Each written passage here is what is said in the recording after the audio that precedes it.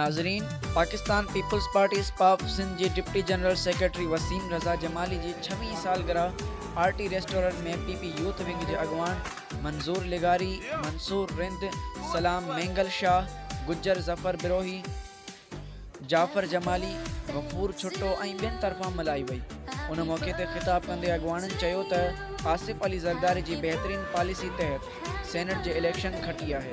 अरिड़हें तहत सूबनि खे ख़ुद मुख्तियारी जो हक़ ॾिनो, पंहिंजा इख्तियार पार्लियामेंट खे ॾिना, मुल्क में हक़ीक़ी जमहूरियत बहाल कई।